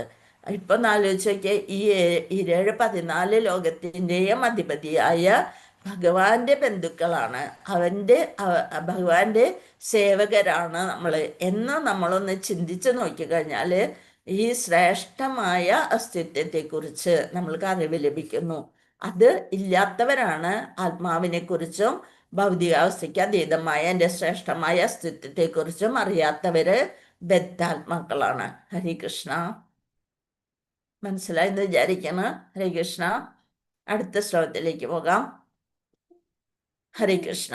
സംശയമൊന്നുമില്ലല്ലോ? ഹരികൃഷ്ണ. ഏഷ ആത്മവിഭജ്യാസോ ഹ്യലിംഗോ ലിംഗഭാവന ഏഷ പ്രിയാ പ്രിയൈർയോഗോ വിയോഗ കർമ്മ സംസൃതി സംഭവശ്ച വിനാശശ്ച ശോകശ്ച വിവിധ സ്മൃത അവിവേകശ്ച ചിന്താ ച വിവേകാസ്മൃതിരേവ ച. ഏഷ ആത്മവിഭജ്യാസോ ഹ്യലിംഗോ ലിംഗഭാവന ഏഷ പ്രിയാ പ്രിയൈർയോഗോ വിയോഗ കർമ്മ സംസൃതി സംഭവശ്ച വിനാശശ്ച ശോകശ്ച വിവിധ സ്മൃത അവിവേകശ്ച ചിന്താ ച വിവേകാസ്മൃതിരേവ ച. ഏഷ ഇത് ആത്മവിഭജ്യാസ ജീവസത്തയുടെ സംഭ്രമം ഹി തീർച്ചയായും അലിംഗേ ഭൗതിക ശരീരമില്ലാത്ത അതിൽ. ലിംഗഭാവന ശരീരത്തെ ആത്മാവായി സ്വീകരിക്കൽ. ഏഷഃ ഇത് പ്രിയ പ്രിയപ്പെട്ടവരോടുകൂടി, അപ്രിയൈ പ്രിയമില്ലാത്തവരോടുകൂടി, യോഗഃ ബന്ധം, വിയോഗഃ വേർപാട്, കർമ്മ കർമ്മഫലങ്ങൾ, സംസൃതി ജീവിതത്തിൻ്റെ ഭൗതികാവസ്ഥ, സംഭവഃ ജനിക്കുക, ച വിനാശജ മരിക്കുക, ച ശോകഃ ദുഃഖം, ച വിവിധഃ വൈവിധ്യങ്ങൾ, സ്മൃതഃ ശാസ്ത്രത്തിൽ പ്രതിപാദിച്ചിട്ടുള്ള, അവിവേകഃ വിവേകമില്ലായ്മ, ച ചിന്ത ഉത്കണ്ഠ വിവേക ഉചിതമായ വിവേചനത്തിൻ്റെ, അസ്മൃതി വിസ്മരിക്കൽ, ഏവ തീർച്ചയായും. അപ്പം ഇപ്പം 7ാമത്തെ സ്കന്ധം വരെ നമ്മൾ എത്തിയെന്ന് ആലോചിച്ച് നോക്കിയേ. എത്ര ഭാഗ്യം ചെയ്തവരാണ് നമ്മൾ, ഈ നിങ്ങളിൽ കേൾക്കുന്നവരെല്ലാവരും. അപ്പോൾ ഒരു ശ്ലോകം വായിക്കുമ്പോൾ തന്നെ അതിൻ്റെ അർത്ഥം ഏതാണ്ട് മനസ്സിലാവേണ്ട ഒരവസ്ഥയിലേക്ക് വന്നു. അപ്പം അതിൻ്റെ ഭാവാർത്ഥം അല്ലെന്നുണ്ടെങ്കിൽ വാക്കർത്ഥം കാണിക്കുമ്പോൾ തന്നെ മനസ്സിലാക്കി തുടങ്ങും അല്ലേ. അപ്പം നോക്കുക, വിവർത്തനം. ശ്രീലപ്രഭുപാദ്, ജയ് ശ്രീലപ്രഭുപാദ്. മതിഭ്രമാവസ്ഥയിൽ ജീവസത്ത ശരീരത്തെയും മനസ്സിനെയും ആത്മാവായി സ്വീകരിക്കുകയും ചിലരെ ബന്ധുക്കളായും മറ്റുള്ളവരെ അന്യരായും പരിഗണിക്കുന്നു. അപ്പോൾ നമ്മൾ അങ്ങനെ കൂടുതൽ ഭൗതികതയിൽ മുഴുകിപ്പോകുന്നവർ എന്നിങ്ങനെയുള്ളവരാണ്. മതിഭ്രമം. മതി എന്ന് വെച്ചാൽ എന്താ? മതിഭ്രമം എന്ന് വെച്ചാൽ എന്താണ്? ചിത്തഭ്രമം. അതായത് ബുദ്ധി തന്നെ അവരെ ഭ്രമത്തിൽ പെട്ടിരിക്കണം. ബുദ്ധിഭ്രമത്തിൽ വന്നു. മതിഭ്രമാവസ്ഥയിൽ ജീവസത്ത, ഈ ജീവൻ നമ്മളെല്ലാവരും ശരീരത്തെയും മനസ്സിനെയും ആത്മാവായി സ്വീകരിച്ചിരിക്കുന്നു. ഇത് ഞാൻ ഇതെൻ്റേത്, ഇവിടേക്ക് ആരും വരണ്ട എന്ന് പറഞ്ഞു. അങ്ങനെ അധികം ഞാൻ എൻ്റേത് എന്ന് വിചാരിക്കുന്നവർക്ക് അടുത്ത ജന്മം ഒരു പട്ടിയായിട്ട് ജനിക്കേണ്ട വരും എന്നാ പറയുക. എന്താ കാരണം? എപ്പോഴും അവനാൻ്റെ ആ ഏരിയയിലേക്ക് വരണവരെയൊക്കെ കുരച്ചോടിക്കും അല്ലേ. പട്ടിയുടെ ഒരു കാര്യം ആലോചിച്ച് നോക്കിയാൽ, ആ പ്രദേശത്ത് അവൻ്റേതായിട്ട് കരുതിക്കൊണ്ടിരിക്കുന്നത്. കൂടുതൽ അങ്ങനെ ചിന്തിക്കുന്നവർ അങ്ങോട്ട് വരുന്നവരെയൊക്കെ കുരച്ചോടിക്കും. ഇപ്പം ഒരു വീട്ടിൽ വളർത്തുന്ന നായയായാലും അല്ലേ, നമ്മുടെ ഗേറ്റ് കടന്ന് ആരെങ്കിലും ഇവിടെ വന്നിട്ടുണ്ടെങ്കിൽ പിന്നെ നിക്കക്കള്ളിയില്ല, പിന്നെ ഇങ്ങനെ കുരച്ചുകൊണ്ടേയിരിക്കും. അതുവരെ കഴിഞ്ഞ ജന്മത്തിൽ എന്തായിരുന്നിരിക്കാം? അങ്ങനെ ശാസ്ത്രത്തിൽ പറയുന്നു, മതിഭ്രമാവസ്ഥയിൽ ജീവസത്ത ശരീരത്തെയും മനസ്സിനെയും ആത്മാവായി സ്വീകരിച്ചിരിക്കുകയായിരുന്നു. ഇതെൻ്റേത്, എൻ്റെ ഭാര്യ വേറൊരാളായിട്ട് മിണ്ടാൻ പാടില്ല, അല്ലെ എൻ്റെ ഭർത്താവ് എന്തിനാ അവിടെ പോയത്. അങ്ങനെ നമ്മുടെ ബന്ധുക്കളും ഞാൻ പറയുന്നിടത്ത് തന്നെ നിന്നുകൊള്ളണം. അത് കഴിഞ്ഞ് ഒരടി മുന്നോട്ട് വയ്ക്കാൻ പാടില്ല എന്നൊക്കെ ചിന്തിക്കുന്നു. ഇപ്പം നമ്മൾ കുറേയൊക്കെ വിട്ടുകൊടുത്തു തുടങ്ങി. എന്ത് മനസ്സിലാക്കി? നമ്മൾ ഇന്നലെ ഇതിൽ ഈ ക്ലാസ്സിൽ തന്നെയാണെന്ന് തോന്നുന്നത്, സത്രം അല്ലെങ്കിൽ ഒരു സഞ്ചാരികൾ ഒരു ദാഹജലം കാണുമ്പോൾ അവിടെ ഒത്തുകൂടുന്നത് പോലെ നമ്മളിവിടെ ഒത്തുകൂടിയിരിക്കുകയാണ് അല്ലേ. ഇതെല്ലാം വിട്ട് നമ്മൾ ഒരു ദിവസം നമ്മളെ അച്ചടക്കത്തിൻ്റെ കീഴിൽ ചില അച്ഛന്മാരുണ്ട്, ആ വീട്ടിൽ അദ്ദേഹം പറയുന്നത് മാത്രമേ എല്ലാവരും കേൾക്കാൻ പാടുള്ളൂ. ഞാൻ പറയുന്നത് വിട്ട് ആരും ഒരു കാര്യം, ഇവിടെ എന്ത് നടക്കണ്ടേലും ഞാൻ അറിഞ്ഞിരിക്കണം. അതായത് ഞാൻ എന്ന ആ ഒരു അഹങ്കാരം. അപ്പം അതൊക്കെ എന്താണ്? മതിഭ്രമാവസ്ഥയാണ്. ജീവസത്ത ശരീരത്തെയും മനസ്സിനെയും ആത്മാവായി സ്വീകരിക്കുന്നു, ചിലരെ ബന്ധുക്കളായും മറ്റുള്ളവരെ അന്യരായും പരിഗണിക്കുന്നു. അപ്പം മക്കളായാലും ബന്ധുക്കളായാലും എന്തെങ്കിലും ഒന്ന് പറ്റാത്തത് പറഞ്ഞു കഴിഞ്ഞാൽ അവരെ അങ്ങോട്ട് നീക്കി നിർത്തുകയാണ് ചെയ്യണം. ഇനി എന്തായാലും ഞാനിനി അവിടേക്ക് പോയില്ല, എന്നെ അങ്ങനെ ചെയ്തു എന്ന് പറഞ്ഞുകൊണ്ട് നമ്മളാരുമല്ല. ഒരു കുരു അല്ലെന്നുണ്ടെങ്കിൽ ഒരു പോളം വന്നാൽ നമ്മൾക്ക് സഹിക്കാൻ പറ്റാത്ത, പിന്നെ ഈ ശരീരം ചീഞ്ഞളിഞ്ഞു പോവുകയാണ് ചെയ്യണത്. ഇത്രയും കാലുകൊണ്ട് ഞാൻ നടന്നിരുന്നു, എന്തെങ്കിലും ഒരു അസുഖം വന്നാൽ ആ കാലുണ്ടാവണമെന്നില്ല, അല്ലെങ്കിൽ ഒരു ആക്സിഡൻറ്റ് വന്നാൽ. അപ്പം ഇതെല്ലാം ഭഗവാൻ തന്നിരിക്കുന്നത് നമ്മൾക്ക് ചില കാര്യങ്ങൾ ചെയ്യാൻ വേണ്ടിയിട്ടാണെന്നുള്ളത് എപ്പോഴും ആ മനോഭാവം നമ്മളിൽ ഉണ്ടാവണം. അപ്പൊ ചിലരെ ബന്ധുക്കളായും മറ്റുള്ളവരെ അന്യരായും പരിഗണിക്കുന്നു. അത് തന്നെ മാറ്റണം. ഈ മിഥ്യാസങ്കല്പം മൂലം അയാൾ ക്ലേശിക്കുന്നു. അതുകൊണ്ടാണ് ഞാൻ ഇന്നലെ അവിടെ ചെന്നപ്പോണ്ടല്ലോ എന്നും പറഞ്ഞുകൊണ്ട് അന്നത്തെ ദിവസം മുഴുവൻ നമ്മ നശിപ്പിക്കും. തീർച്ചയായും കെട്ടിച്ചമയ്ക്കുന്ന ഇത്തരം ഭൗതിക ആശയങ്ങളുടെ സഞ്ചയമാണ് ഭൗതിക ലോകത്തിലെ ദുരിതങ്ങൾക്കും സന്തോഷമെന്ന് വിളിക്കപ്പെടുന്നതിനും നിദാനം. ഹിരണ്യകശിപു ഒരു അസുരനാണെങ്കിലും എന്തെല്ലാം കാര്യങ്ങളാണ് അദ്ദേഹം നമ്മൾക്ക് വേണ്ടിയിട്ട് പറഞ്ഞു തന്നത് അല്ലേ. ശ്രീല പ്രഭുപാദര് അത് വളരെ നന്നായിട്ട് വിവരിച്ചു തന്നിരിക്കുന്നു. നമ്മൾ ഒറ്റയ്ക്ക് വായിക്കുമ്പോൾ ഇത്രയും ഇതായിട്ട് നമ്മൾക്ക് ഇതൊന്നും ഓരോ വാക്കിലും ഇത്രയധികം ആശയങ്ങളുണ്ടെന്ന് നമുക്ക് മനസ്സിലാക്കാൻ സാധിക്കില്ല. നമ്മൾ ഒരുമിച്ചിരുന്ന് ഇങ്ങനെ ചർച്ച ചെയ്യുമ്പോൾ വിചാരിക്കണമാണ് നമ്മൾക്ക് ഇത്രയധികം നല്ല നല്ല കാര്യങ്ങൾ ഭാഗവതത്തിൽ. അതുകൊണ്ടാണ് ഭാഗവതം അമല പുരാണം എന്ന് പറയുന്നത്.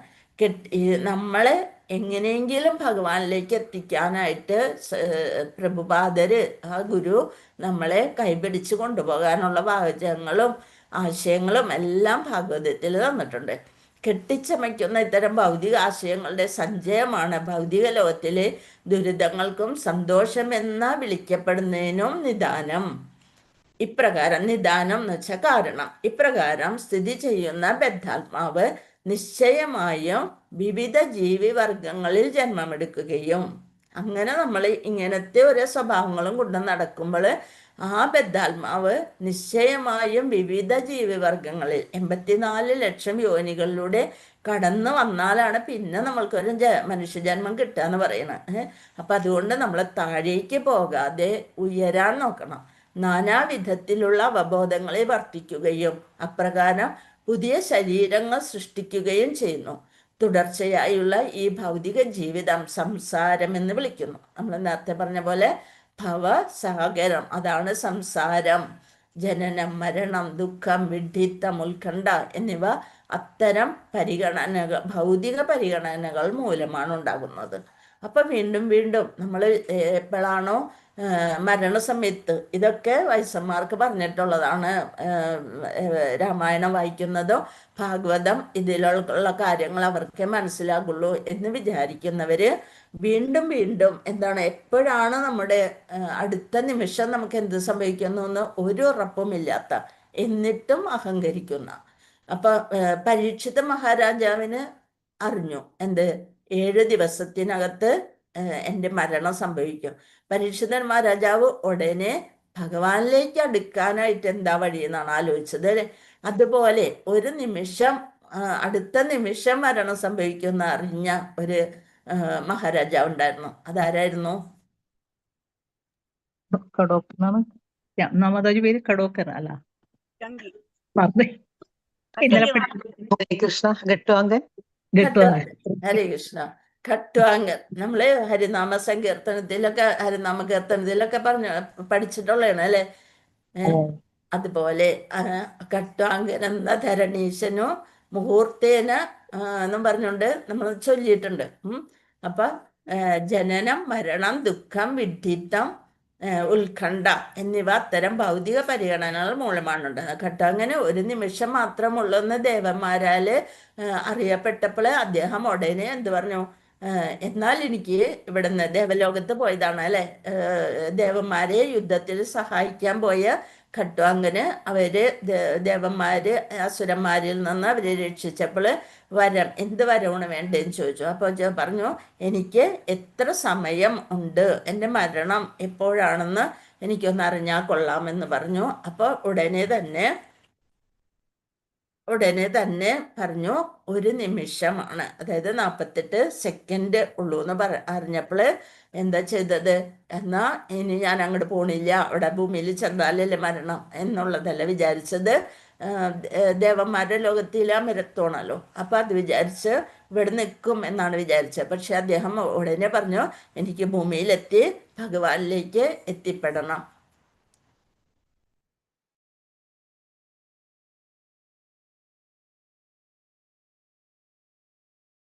ഹരേ കൃഷ്ണ.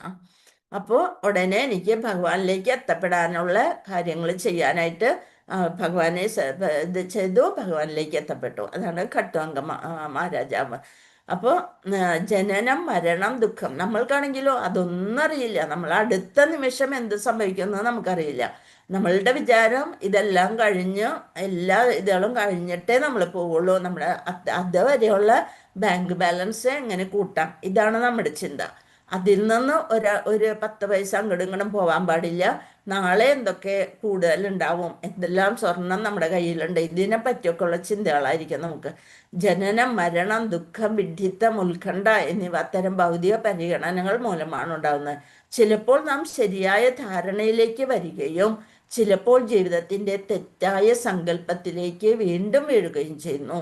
ചിലപ്പോൾ നമ്മൾ ഭഗവാൻ ഇപ്പം ഒരു മരണ വീട്ടിൽ ചെന്ന് കഴിഞ്ഞാൽ നമ്മൾ വിചാരിക്കും, എൻ്റെ കൃഷ്ണ ഇത്ര ഉള്ളൂ അല്ലേ എല്ലാവരും എന്ന് പറയും. ശ്മശാന വൈരാഗ്യം ആണത്.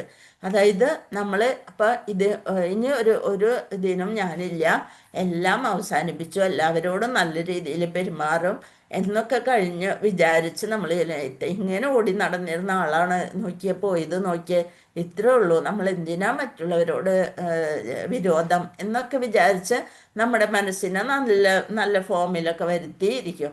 കുറച്ച് കഴിഞ്ഞ് അവിടെ നിന്ന് വന്നൊന്ന് കുളിച്ച് വേറെ ഡ്രസ്സൊക്കെ ഇട്ട് ഭക്ഷണമൊക്കെ കഴിച്ച് വരുമ്പോഴത്തേക്കും നമ്മുടെ ചിന്ത പോയി. അതാണ് ശ്മശാന വൈരാഗ്യം എന്ന് പറയുന്നത്. ആ ശ്മശാനത്തിൻ്റെ സമയത്ത് നമ്മൾക്കൊരു ഒരു എല്ലാം വെറുതെയാണ് എന്നുള്ളൊരു ചിന്ത വരും. അത് കഴിഞ്ഞ് വീണ്ടും നമ്മുടെ വീട്ടിലെത്തി നമ്മൾ കുളിച്ച് ഭക്ഷണമൊക്കെ കഴിച്ച് ഒന്ന് ഉറങ്ങി കഴിയുമ്പോൾ അതൊക്കെ പോയി ഇനി നമ്മളിതൊക്കെ പണ്ടത്തെ ചങ്ങര തിങ്ങുമ്പോൾ തന്നെ എന്ന് പറഞ്ഞ പോലെയുള്ള ജീവിതത്തിലേക്ക് തിരിച്ചു വരാം. അതാണ് ചിലപ്പോൾ ജീവിതത്തിൻ്റെ തെറ്റായ സങ്കല്പത്തിലേക്ക് വീണ്ടും വീഴുകയും ചെയ്യും. ഹരേ കൃഷ്ണ. ശ്ലോകം 27.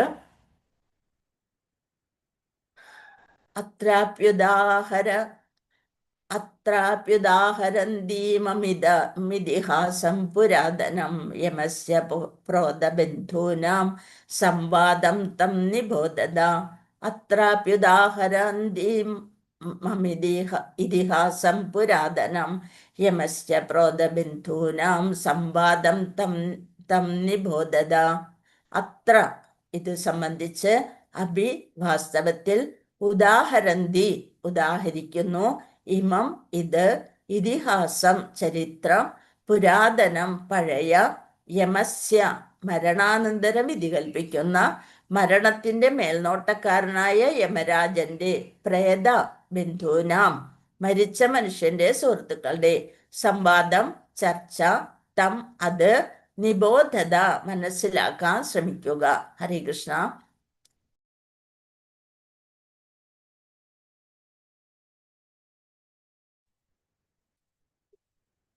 അവിടെ പോ.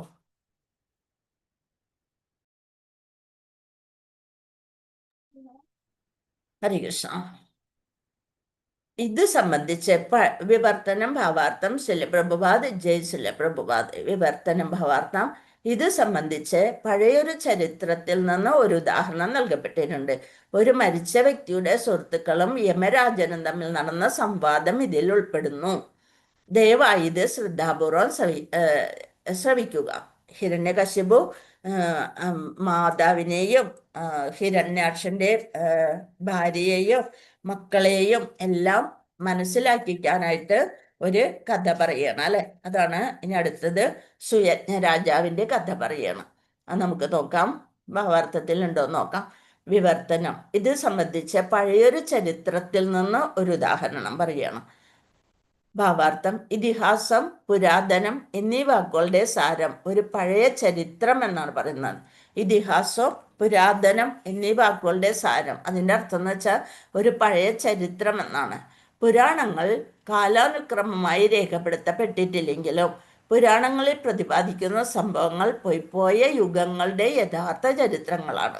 ഓരോ യുഗം, സത്യയുഗം, അങ്ങനെ ദ്വാപരയുഗം, അങ്ങനെ ഓരോ യുഗങ്ങളിൽ ചെയ്ത കാര്യങ്ങളാണ് പുരാണങ്ങളിൽ പ്രതിപാദിച്ചിരിക്കുന്നത്. ശ്രീമദ് ഭാഗവതം എല്ലാ പുരാണങ്ങളുടെയും സത്തയായ മഹാപുരാണമാണ്. എല്ലാതും 18 പുരാണം ഇതെല്ലാം കഴിഞ്ഞിട്ട് വേദങ്ങളും എല്ലാം എഴുതി കഴിഞ്ഞതിന് ശേഷം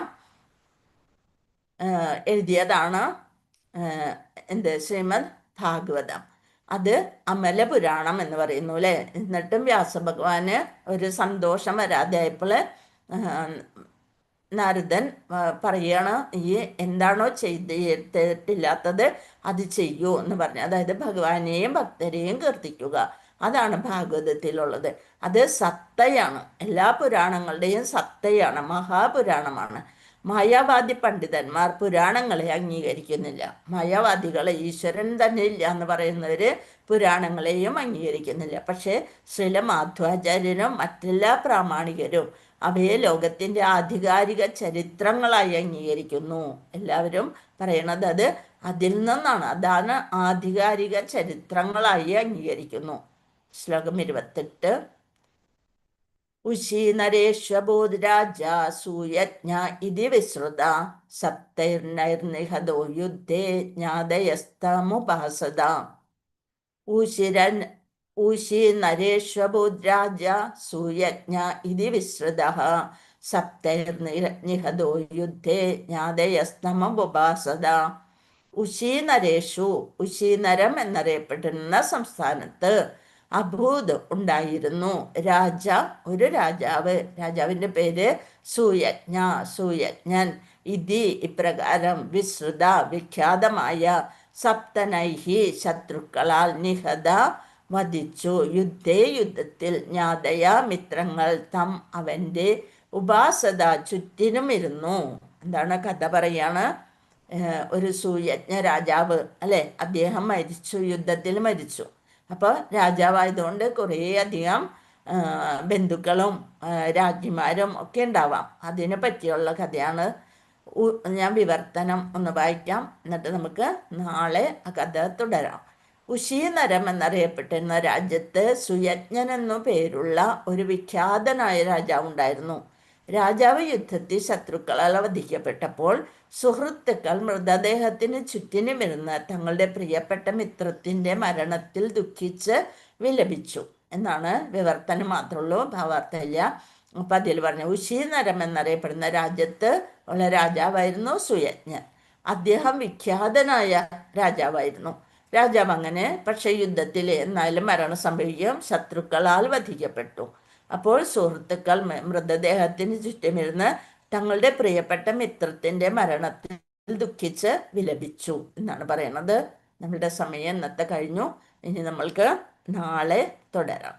ഹരേ കൃഷ്ണ. ഹിരണ്യകശിപു അപ്പം അത്രയും ജ്ഞാനിയായിരുന്നു എന്നാണ് നമ്മൾക്ക് ഇതിൽ നിന്ന് മനസ്സിലാക്കാൻ സാധിക്കുന്നത്. അത്ര നല്ല കഥകളും അത്രയും നല്ല ജ്ഞാനവും നമുക്ക് പകർന്നു തരുന്നുണ്ട്. പക്ഷെ ഒരു വൈരുദ്ധ്യമുണ്ട്. എന്താണ്? പുള്ളി അത് ആചരിക്കുന്നില്ല അല്ലെ, ദൈവത്തിനെ അംഗീകരിക്കുന്നില്ല. അതുകൊണ്ടല്ലേ ധർമ്മത്തിന് വിരുദ്ധമായ കാര്യങ്ങളൊക്കെ ചെയ്യുന്നത്. ഹരേ കൃഷ്ണ. അതും ഭഗവാന്റെ ഒരു